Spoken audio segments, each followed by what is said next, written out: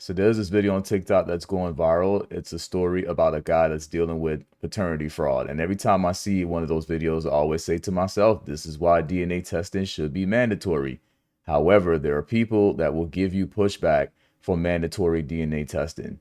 And I think it's because at the end of the day, if you are cheating, if the baby isn't really dad's, then you as the woman who is doing something wrong will suffer. And they're just like, oh, we don't want a woman to suffer.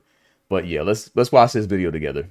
My fishing buddy just won and lost in a custody hearing court battle that he's been dealing with for over 18 months with his ex-wife About won and lost. concerning his daughter.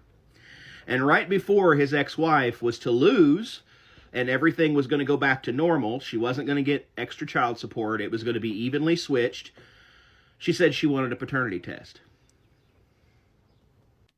How often do y'all see a woman request a paternity test? After 11 years, he found out she knew all along that the girl that he has been paying for and loving, supporting, was not even his. And his ex-wife knew all along. That's got to be fraud. This is why we say paternity fraud needs to be taken more seriously. 11 years.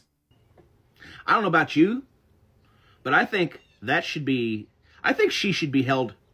I think she should go to jail.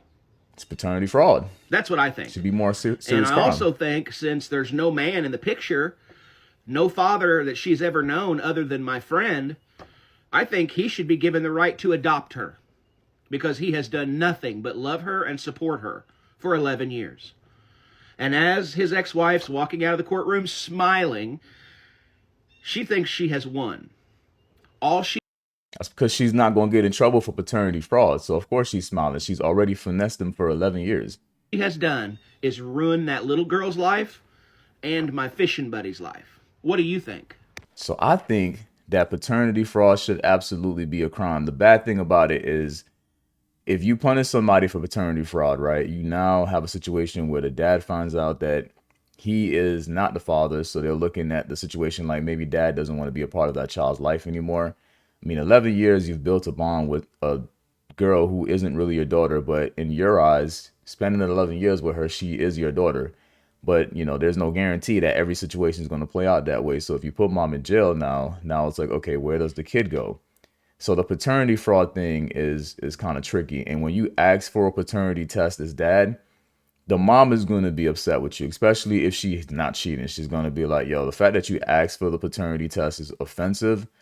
And if she's cheating, then obviously she's going to be extra mad because she's going to be like, she's not going to be sure if you're the dad or not. But it creates this like awkwardness of like, okay, I got to let mom know. And you don't. You can literally just do it on your own. But most people won't do it that way. They're going to say they want to tell their wives that they're going to do it and they're going to get upset. If it was mandatory, then it would take away that awkwardness of having to do it. But a lot of people don't want mandatory DNA testing because they feel like it's going to be oppressing women. And I mean, it'll only oppress people who are cheating, right? If you're cheating and you're saying that this guy's the child's father and he's not, I think he deserves to know before he builds a bond with that baby.